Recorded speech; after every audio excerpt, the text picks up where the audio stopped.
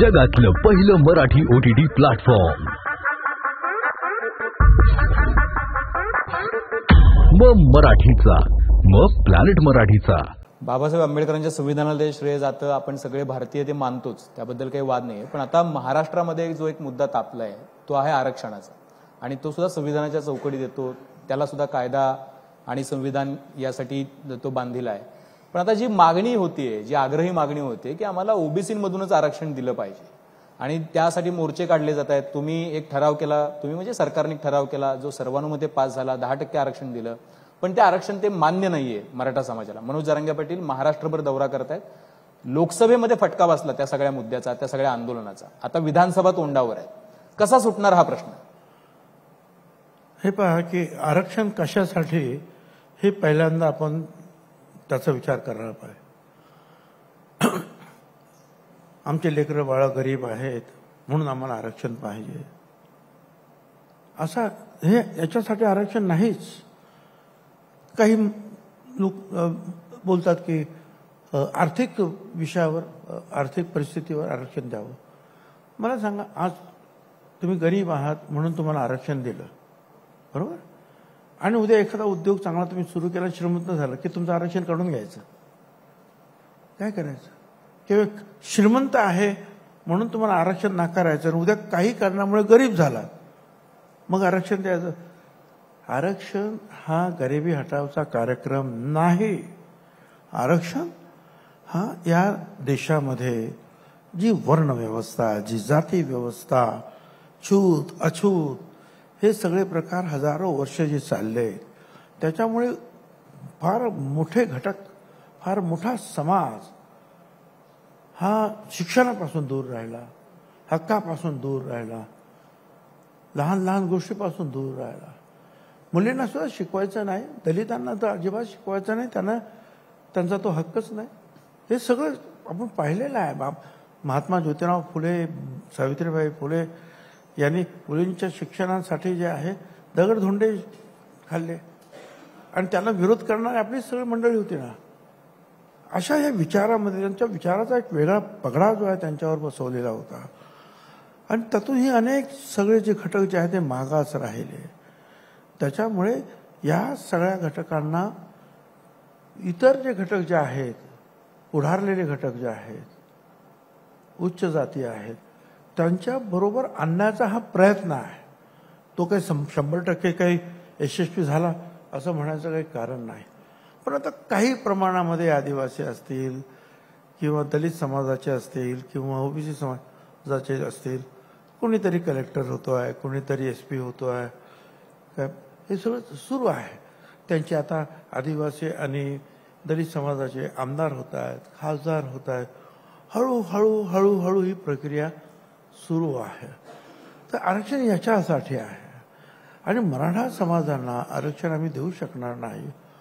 यापूर्वीचे 4 आयोग त्यांनी सांगितलं, मग सराफ आयोग असेल, खत्री आयोग असेल आणि काय आयोग, त्यांनी सांगितलं शक्य नाही।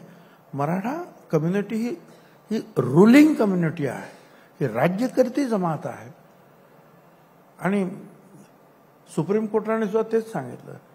सुप्रीम कोर्टासमोर ज्यावेळेला गायकवाड समितीचा अहवाल गेला मागच्या वेळेचा, तेव्हा सुप्रीम कोर्टाने सांगितलं की तुमचे आमदार 50%पेक्षा जास्त, सगळे मुख्यमंत्री तुमचे 80% तुमचेच मुख्यमंत्री झालेले आहेत, मंत्रिमंडळामध्ये 50% तुमचे लोक असतात, साखर कारखाने तुमच्याकडे, दूध वगैरे, बँका, जिल्हा परिषदा, आता तुम्हाला आरक्षण कसं काय देणार?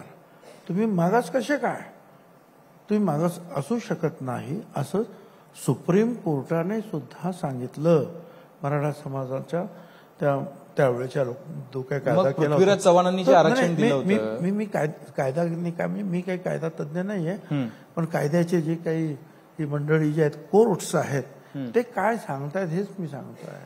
बरोबर आहे, बरोबर आहे। आणि मग जर तसं जर असेल तर मला असं वाटतं की मराठा समाजाला, आणि सर्व समाजाचे म्हणणं हेच आहे, सगळ्या पक्षांचं म्हणणं, की इतर कुणालाही धक्का न लावता, मग तो आदिवासींना नाही, मग तो दलित समाजाच्या नाही, आणि ओबीसीला कुणालाही धक्का न लावता काय तुम्हाला द्यायचं आहे आरक्षण ते निश्चितपणे द्या.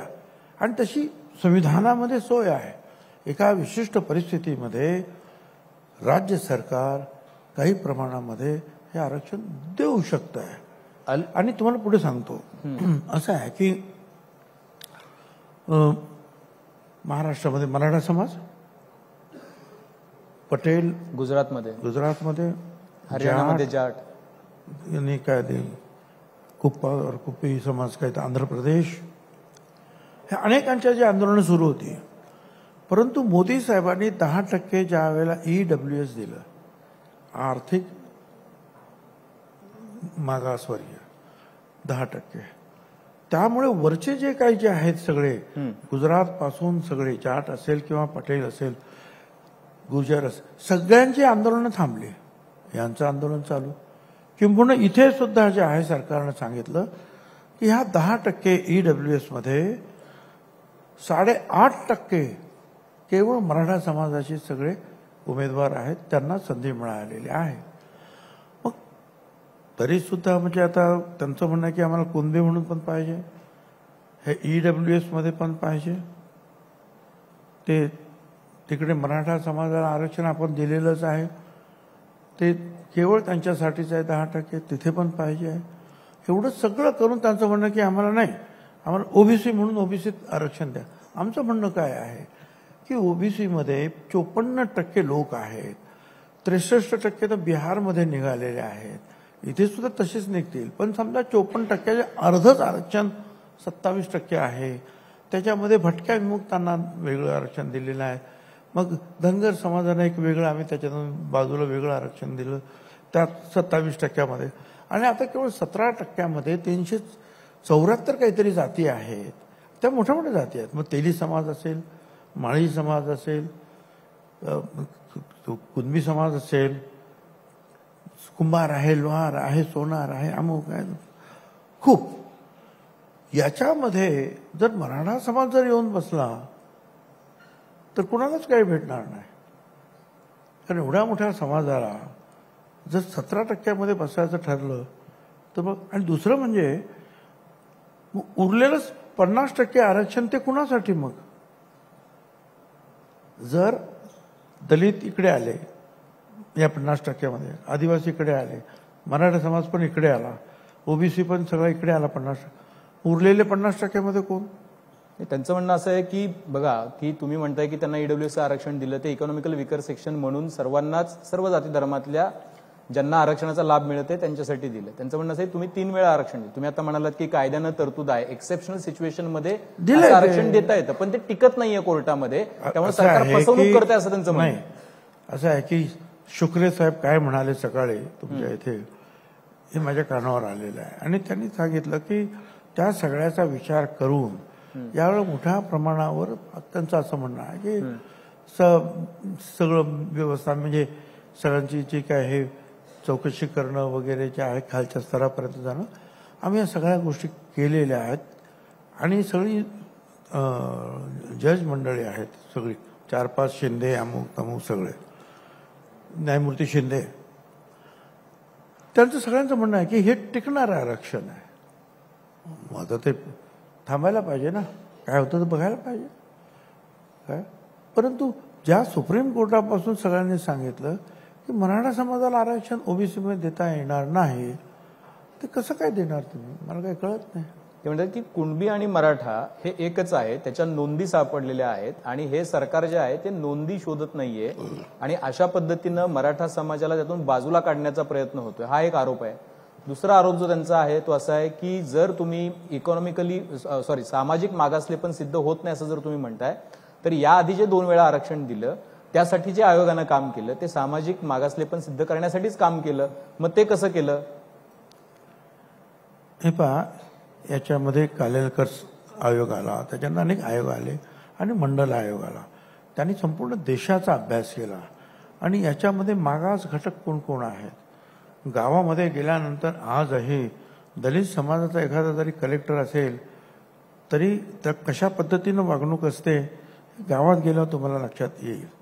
तरी असे जे सगळे घटक आहेत, लहान लहान घटक जे आहेत, वंजारी असेल, धनगर असेल, माळी असेल, खरे कुणबी जे आहेत ना कोकणामध्ये अलीकडपर्यंत एखादा मोठा मनुष्य असेल, कुलकर्णी किंवा पाटील किंवा काय असेल, त्याच्या समोरून कपडे घालून जायचे नाही, ते लोंगोटीवर जायचं आणि पुढे गेल्यानंतर कपडे घालायचे, अशी परिस्थिती होती आतापर्यंत. खरे कुणबी मी तुम्हाला सांगतो ते एक तर तुम्ही म्हणता ते मराठा आणि कुणबी एकच आहे, हे बरोबर नाही. कुणबी समाज वेगळा आहे आणि मराठा समाज हा वेगळा आहे. आणि मग ते जर वेगळं असेल तर मराठा कुणबी आणि कुणबी मराठा ही जात तर नाहीच. कुणबी ही जात समजा आहे, पण मराठा कुणबी जात आहे. आता काय कुणबी कुणबी अरे हे काय, हे नवीन काढलेलं आहे आता. ह्या जाती कुठून आल्या? ही जातच नाही आहे. मराठा कुणबी जात नाही आणि कुणबी मराठा जात नाही आहे. कुणबी आहेत, कोकणामध्ये आहेत, काय असं विदर्भामध्ये मोठ्या प्रमाणावर आहेत, पण मराठा समाजाचा आहे. पण आता आणि तो मराठा समाजाला आम्ही नेहमी म्हणतो की तुम्ही आमचे मोठे भाऊ आहात काय, आणि सगळ्या लहान लहान समाजाला तुम्ही जे आहे लहान भावाप्रमाणे वागणूक दिली पाहिजे. आणि आतापर्यंत जे राज्यकर्ते झाले या महाराष्ट्रामध्ये त्या सगळ्यांनी हीच भूमिका घेऊन काम केलेलं आहे आतापर्यंत. तुम्हाला असं वाटतं का भुजबळ साहेब, तुम्ही पहिल्यापासून बघताय की जेव्हापासून आंदोलन सुरू झालं जरांगेंचं तेव्हापासून तुम्ही ते साक्षीदार आहात. सुरुवातीला तुम्ही त्याबद्दल काही बोललेलं नव्हतात, लेटर पार्टमध्ये तुम्ही वोकली बोललात आणि मग त्याचं रिपरकशन आलं, त्यांनी तुमच्यावरती अत्यंत अश्लाघ्य भाषेमध्ये मी कधी बोललो? 2 महिने तर ते मला शिवाय देत होते. हो हो. मी कधी यामध्ये आलो? मी म्हटलं कोण जरांगे शिवाय देऊन मला काय करायचंय, काय मला काय भोकं पडत नाहीत. पण ज्या वेळेला अख्खं बीड शहर पेटलं, आमदारांची घरं पेटली, त्यांची मुलं बाळांचे जे आहे जीव धोक्यात आले, ओबीसी समाजाचे हॉटेल्स पेटवण्यात आले, संपूर्ण आगडोम माजला, कोड नंबर दिले, कोड नंबर ह्याला 22 नंबर, हा 25 नंबर, हा 15 नंबर, आणि फोनवर म्हणत कुठे आता 15 नंबर झाला 22 नंबरचा. अरे ठरवून अशा रीतीने प्लॅन करून ज्या वेळेला अख्खं आमदारांची घरं, त्यांचे ऑफिसेस, हॉटेल्स, या सगळ्यांना शैक्षणिक संस्था, राजकीय पक्षांचं ऑफिस, अगदी शरद पवार साहेबांच्या सुद्धा पक्षाचं ऑफिस आणण्यात आलं पूर्णपणे. मी सगळं तिथे गेलेलो आहे. अरे म्हटलं हे कसं काय असू शकतं? असं तुम्ही मागणी करा, परंतु मी पहिल्यांदाच पाहिलं की आरक्षणासाठी सगळ्यांची घरं तुम्ही जाळत सुटलेला आहात. आणि त्या जयता क्षीरसागर आणि हे सगळे जे आहेत, सगळे वेगवेगळ्या पक्षामध्ये लोक आहेत, एकाच वाड्यात राहतात. ते समोरून सगळ्या त्या गाड्या ज्या पेटल्या त्या धुराने जे लहान मुलं कासावीस झाली, आणि शेवटी मुस्लिम समाजाच्या लोकांनी मागच्या बाजूला जाऊन उंच भिंतीवर चढून त्या मुलांना ते घेऊन गेले. ही पद्धत नाही छत्रपती शिवाजी महाराजांच्या या महाराष्ट्रामध्ये. आपल्या लहान सहान मुलांना, लहान सहान जे बायकांना वगैरे जे आहे महिलांना अशा प्रकारे त्रास देणं. आणि मग मी तिथे गेलो आणि त्याच्यानंतर मग मी सांगितलं की नाही आता मी गप्प बसणार नाही. आणि त्यानंतर ज्यावेळेला मला अंबडला बोलवलं त्यावेळेला 16 नोव्हेंबरला मी राजीनामा दिला आणि 17 नोव्हेंबरला अंबडला जाऊन मग ओबीसींची मी रॅली घेतली आणि सांगितलं आम्ही गप्प नाही बसणार. असं तुम्ही घरं जाळायला लागलात, तुम्ही दादागिरी करायला लागलात, तुम्ही जीव घ्यायला जर उठला असाल तर आम्हाला आमचं संरक्षण करावं लागेल. भुजबळ साहेब, पण याच्यातूनच प्रश्न निर्माण होतो की जर जे व्हायबल नाहीये, जे कायद्यात बसणारं नाहीये, अशा पद्धतीचं आश्वासन मुख्यमंत्र्यांनी दिल्यामुळेच जरांगे पाटलांचं आंदोलन वाशीपर्यंत आलं ना. त्यांनी तिथे अधिसूचना दिली त्यांच्या हातामध्ये. तुम्हाला असं वाटतं का की सरकारनं कुठलाही व्हायबल ऑप्शन न बघता लोकप्रिय ऑप्शन बघितला आणि त्यामागे सरकार गेलं आणि त्यामुळे ही सगळी परिस्थिती उद्भवली पुढे जाऊन? आता मुख्यमंत्र्यांबद्दल तुम्ही आम्हाला विचारता. आता मुख्यमंत्री येऊन गेले, त्यावेळेला कुठे होता तुम्ही?